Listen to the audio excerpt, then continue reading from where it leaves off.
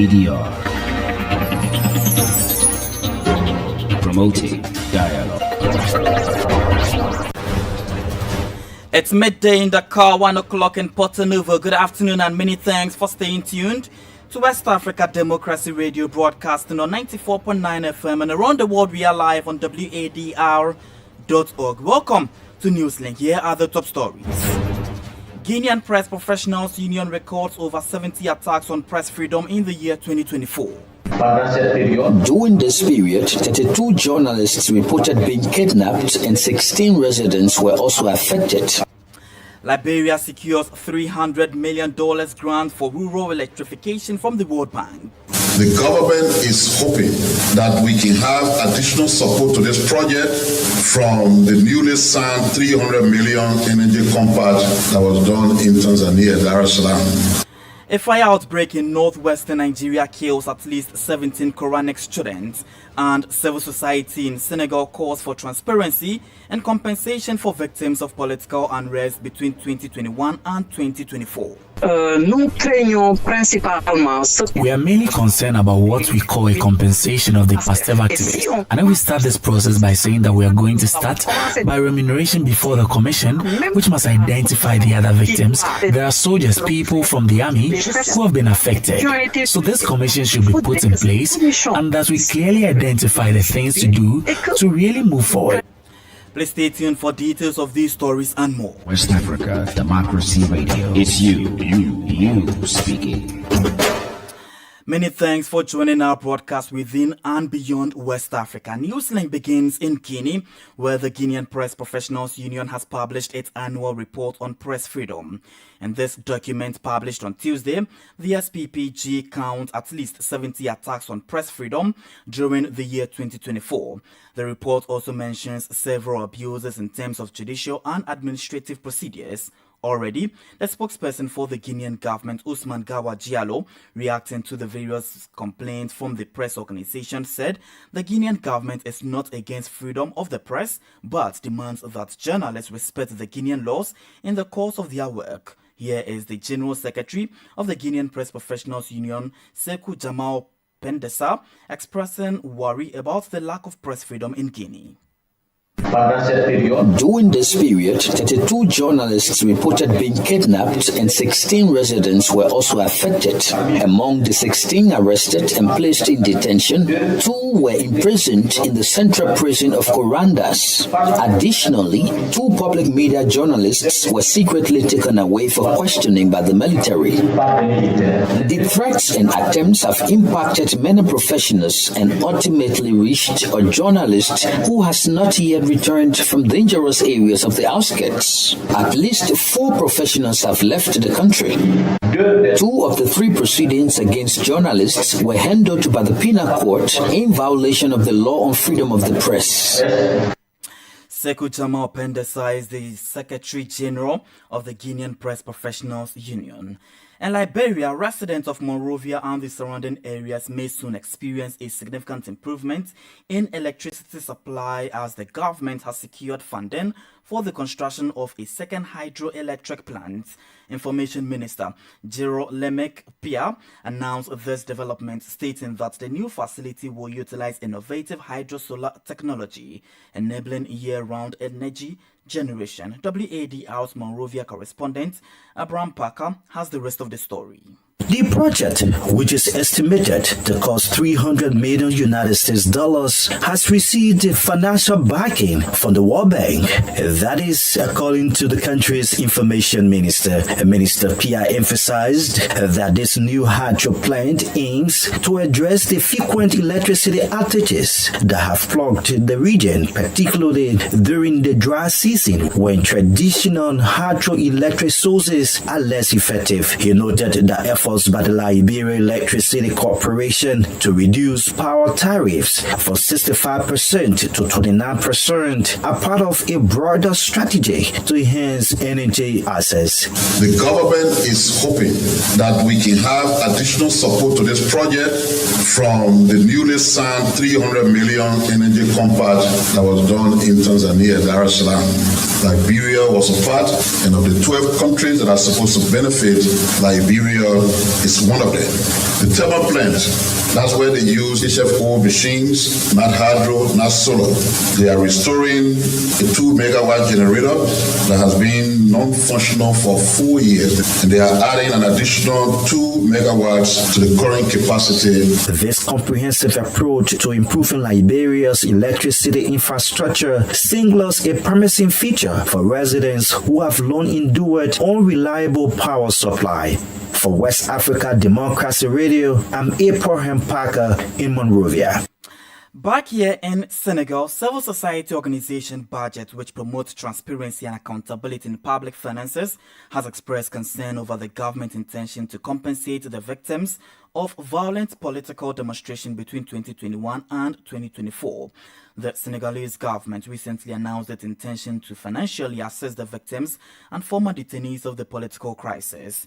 According to the Senegalese Ministry of Family and Solidarity, each bereaved family will receive a sum of 10 million CFA francs. This announcement has prompted reaction from Budget, which, although supports the compensation, calls for a thorough investigation beforehand.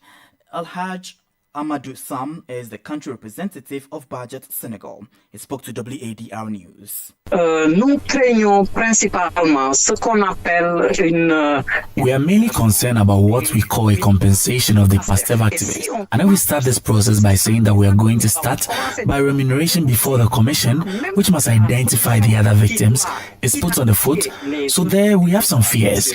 This is the reason why we said that we, within Baptiste Regard Centre, agree with the amnesty, but we would like the criteria to be clear after the commission has been put in place. We have seen the project for the commission, which has been very clear, but I have to be clear first. The question is this appropriate or not? Because the amnesty law that is there, we're talking about abrogation. We have to say, will the law be abrogated? The Prime Minister has spoken about it. I think that currently the normal steps will be to start by talking to us about the amnesty law. Where are we in relation to the committee, which is also 1,000 on foot, the members of the committee, and now look at what steps will be taken in terms of justice. And it is justice that will allow us to solve the problem, because justice is not done in the 8 blocks. That's what we said. There are soldiers, people from the army who have been affected. So this commission should be put in place, and that we clearly identify the things to do to really move forward. Alhaj Amadou Sama is the country representative of Budget Senegal. More stories coming up on West Africa Democracy Radio. Newslink continues. In the Gambia, the World Food Programme WFP has made 2 major donations to key government ministries to enhance the effectiveness of school feeding program in the country. On Wednesday, the UN agency donated 22 tricycles to the Ministry of Agriculture, 4 motorbikes and 39 laptops to the Ministry of Basic and Secondary Education worth over $100,000. From Banjul, Sankole Janko reports. The donation of the tricycles is set to provide a crucial logistical boost to the Ministry of Agriculture's efforts, helping farmers transport their farm produce directly to schools, where meals are prepared for the children. This initiative is expected to ease transportation challenges, ensuring timely deliveries of fresh and nutritious food to students. The tricycles will play a vital role in improving the efficiency of the school feeding program, which aims to ensure that children across the country receive nutritious meals during school hours, according to WFP's country director Miranda Sende. We are giving this because we have a homegrown school feeding program. When the farmers produce, they take the produce to the school. That's why we handed over some of the material to the Ministry of Agriculture, because they need support to take the productions to the school. Meanwhile, the motorbikes and laptops, internet routers and multifunctional printers donated to the Ministry of Basic and Secondary Education are designed to assist in the collection and management of data related to the feeding program. These laptops will help track the distribution of food, monitor progress, and assess the impact of the program on the students' health and learning outcomes. According to the Permanent Secretary of the Ministry of Basic and Secondary Education, Louis Moses Mendy, schools are into clusters, and we have what we call regional and cluster monitors in terms of not only monitoring teaching and learning, but even the school feeding program, among other activities and programs of the ministry. So these laptops will be given to those people for the purpose of collecting data, which would inform planning, which would inform decision making, among others. Officials from both ministries expressed their gratitude to the World Food Programme for this timely and impactful donation. They emphasized that these resources will not only strengthen the current feeding program, but also improve the overall educational experience for children across the nation. For Seconde West Africa Democracy Radio, I am Seconde reporting from Banjul. Let's head to Ghana at the moment, because a committee set up by the Speaker of Parliament to probe the January 30 chaos that rocked the appointment committee has suspended its sitting and public hearings indefinitely. It comes after the minority leader in Parliament directed all members of the committee to recuse themselves, while directing those scheduled to testify before the committee not to honor the invitation. WADR's Nadide Tete reports.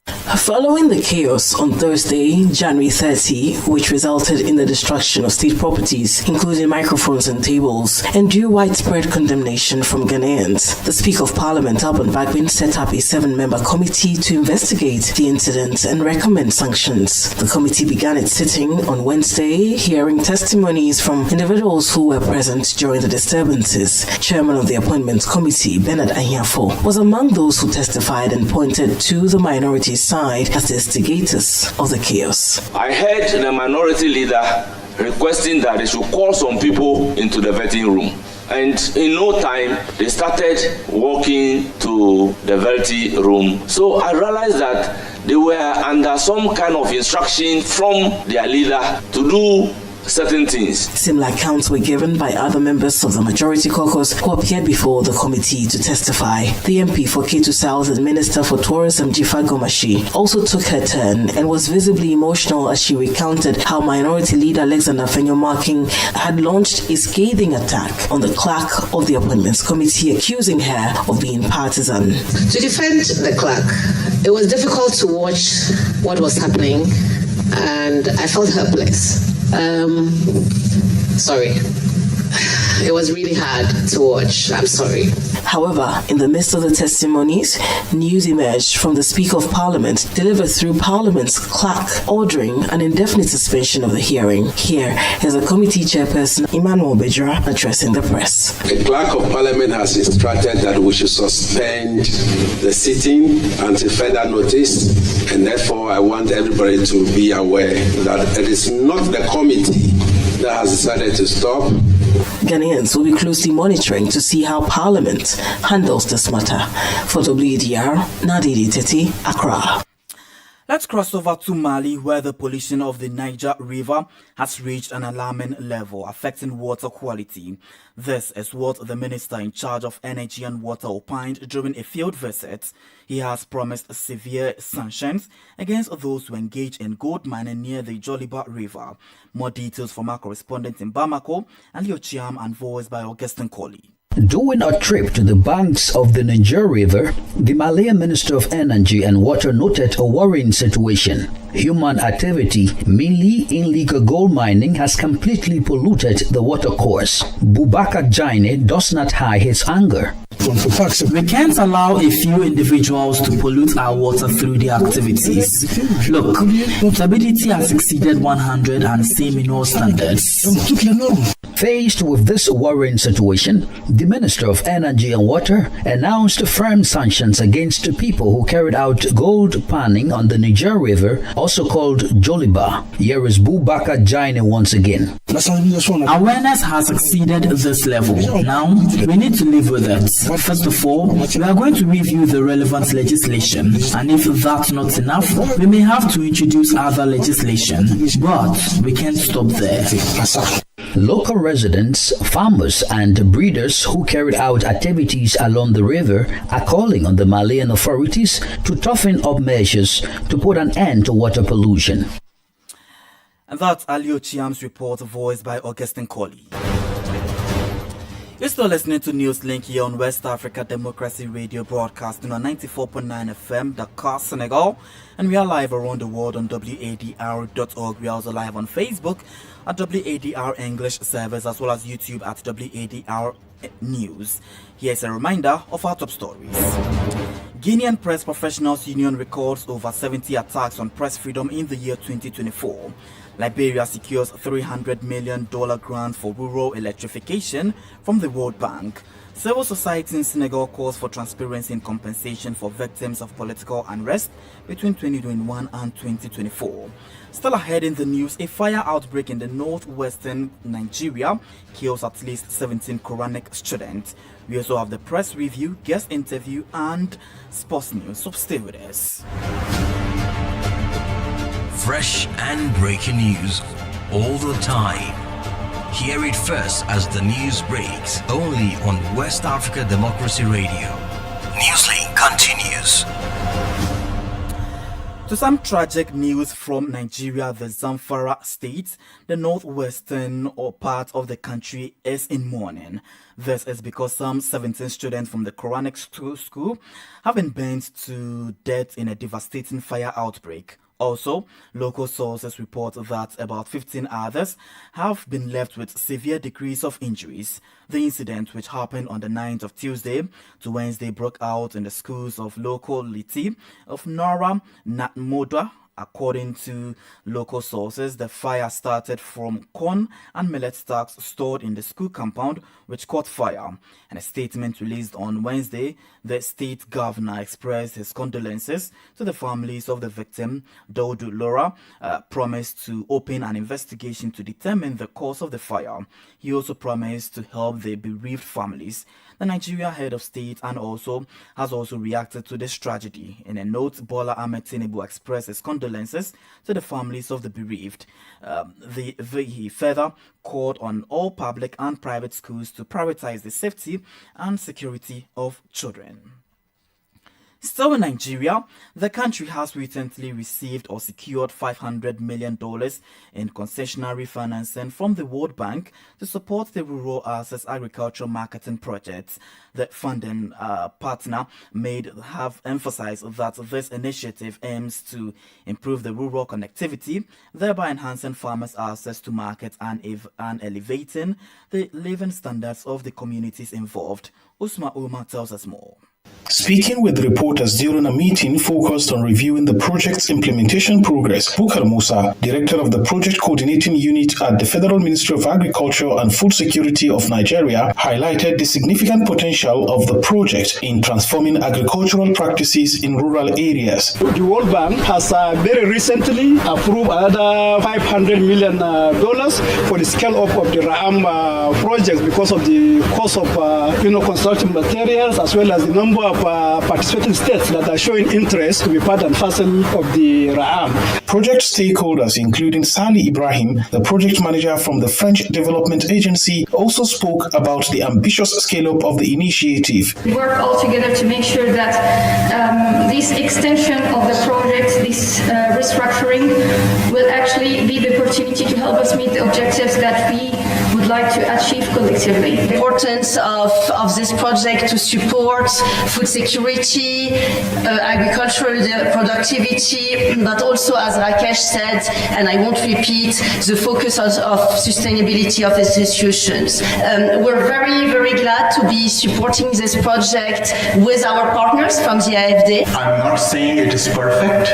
I'm not saying that we don't have, issues, but where we were 4 years ago compared to where we are now, I think it is a huge. As part of these efforts, a total of 2,743 kilometers of rural roads have been awarded by the governors of benefiting states, which are currently at different stages of completion. This investment is set to bolster agricultural infrastructure, making it easier for farmers to transport their goods and access broader markets, ultimately fostering economic growth in rural Nigeria. For Newslink on West Africa Democracy Radio, Usman Umar reporting from Abuja. This is the newspaper review. Stay abreast and find out what the top stories are in your country. This is the newspaper review. The newspaper review. We can now join Nade Tete from Accra for the press review. Greetings. We'll start off with the Ghanaian Times newspaper front page. New Hajj fare pegged at 62,000 Ghana cedis, down from 75,000 in 2024. Also here, President Mahama promises to complete Takrady Market Circle project and give indigents quota of employment at Jamestown Harbour. That's according to the Ga Manche. The next paper I have here is a Chronicle newspaper front page. Custody blues. Baba Sam still keeping child despite court orders. Nitiwo blows cover of NDC land grabbers, mentions Botiman, Adenton Aviation, Military Cemetery and Tamale Residency. Final story here, Western Region Chiefs approve Mahama's oral. To the Crusading Guide newspaper front page, minority slams Mahama for dropping charges against acting BOG governor, threatens to petition IMF. Also on the front page, Abuja opens bid for competitive road tolling system in Ghana. And Abu-Jinapo denies denigrating Rawlings. That'll be it for the new Crusading Guide newspaper. The Business Analyst front page, inflation on a downward trend. That's according to Deloitte. And Ghana and Africa to emulate China's rise, Moody's asserts. WAPCO begins maintenance works on West African gas pipeline. The National Enquirer front page, public anxiety breeds over Greater Accra regional ministers' early engagement with Zoom Lion. We'll end with the Daily Dispatch newspaper front page. We will not allow those with NPP 2028 agenda to use Baumia as a scapegoat, NPP guru says, and Freemasonry is compatible with Catholicism. A Grandmaster response to Bishop Osei-Bonsu, and President Mahama nominates first batch of deputy ministers. That will be it for the newspaper review segment. It's back to you. Thank you very much, Nade Tete from Accra with the dailies. Politics, analysis on major news, social matters, and all. This is a guest. We stay in Senegal for the guest interview as civil society organization Budget, which promotes transparency and accountability in public finances, has expressed concern over the government intention to compensate the victims of violent political demonstrations between 2021 and 2024. According to the Senegalese Ministry of Family and Solidarity, each bereaved family will receive a sum of 10 million CFA francs. This announcement has prompted a reaction from Budget, which, although supportive of the compensation, calls for thorough investigation beforehand. In this segment, Alhaj Amadou Sam, the country representative of Budget Senegal, speaks to WADR on the need for transparency. Voilà, donc Budget Senegal a une position qu'il a vraiment eu. There you have it. So Budget Senegal has a position that has really had throughout the entire process, because the process started with the promise period when the promise was made, even before Jumai Fai's administration was in power. So at the beginning, very early on, Budget found it necessary to say that we agree to the compensation, but that it should still be done in a transparent manner, and that it should not be something that is done in such a way as to exclude people just because of political affiliations. We agree on compensation, and it is fortunate that it is also on the budget that was voted on. So Budget Senegal wants compensation to be done, but still we cannot provide compensation without justice being done. Surface, mais quand même, on ne peut pas faire d'indemnisation sans que la justice soit faite. Oui, Budget Senegal. Yes, Budget Senegal, in a press release published this Wednesday, does not hide their concern about this announcement from the state of Senegal to support the victims of the demonstration, because until then, the new authorities are talking about assistance and not compensation. What exactly are your fears? Nous craignons principalement ce qu'on a. We mainly fear what is called compensation for passive activists. Because when we talk about prisoners, we knew that Macky Sall automatically put passive activists in prison. And if we start with this process, it will already start by disbursing, even before the commission, which must identify the other victims, is set up. So there, we have some fears. This is the reason why we said to ourselves that we within the Senegalese party agree with compensation, but still we would like the criteria to be really clear after the establishment of the commission. And we saw the project for the commission, which was very clear. But justice must be done first, and the commission must be really clear so that we can identify who the real beneficiaries are. Il faut que justice se fasse d'abord. Et il faut que la commission soit vraiment claire pour qu'on puisse identifier quels sont les réels bénéficiaires. The Ministry of Family and its release did not mention the fates of people whose properties were looted. These people are victims too. Don't you think they should be compensated? Où ces dossiers ne sont pas vidés juridiquement, est-ce normal selon vous? Je pense que if there is compensation, these people must be compensated equally, and this can only be done through rigorous selection. The committee will be set up. We look at the project.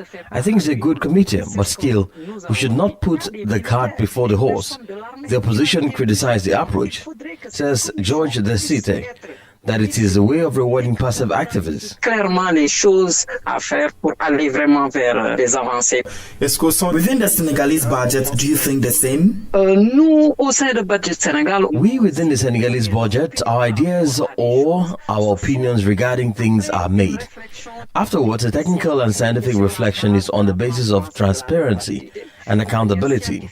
Scientifically, we think that we should still know how to maintain reason and have a fair approach, a non-partisan approach, to ensure that everyone is included and that all beneficiaries are truly benefited on the same basis as others. We are neither on the side of the opposition nor of power, but we ask legitimate questions about benevolence or malice. Légitime, sans bienveillance et ni malveillance. Alhaj Amadou Sam is the country representative of Budget Senegal. And we can join Sankole Janko for details in the world of sports.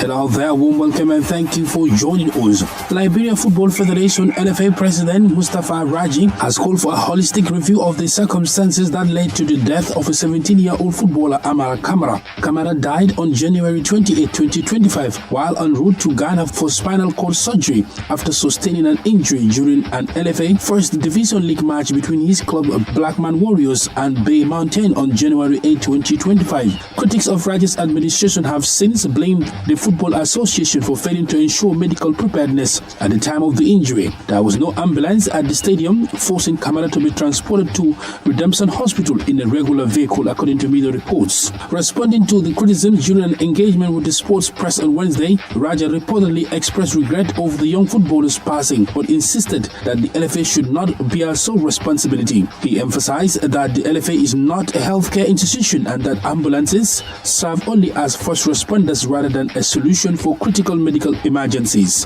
Raja also highlighted the broader issue of Liberia's poor health care infrastructure, noting that Kamara's injury occurred just a short distance from Redemption Hospital, yet the facility was unable to handle his case and necessitating his transfer to two other hospitals. Raja disclosed that providing ambulances for league games would cost the LFA approximately $80,000 annually, an expense he described as unsustainable. To mitigate this issue, according to reports, the LFA has announced plans to introduce an emergency vehicle system for transporting injured players during league matches. And we've come to the end of this edition of Newslink here on West Africa Democracy Radio, broadcasting live from Dakar, Senegal. Thank you for listening, and many thanks to Mustafa Sek and Sheikh Njai for the technical assistance. Do interact with us via our social media platforms, X, formerly Twitter, Instagram at WADR News, and on Facebook at WADR English Service. Coming up at the bottom of the hour is WADR's environmental program in English, Enviroscope. I am Christopher Ticho. Good afternoon and enjoy the rest of our broadcast. And many thanks to you for listening to Newslink via Hot 104.3 FM, New Me FM 94.0.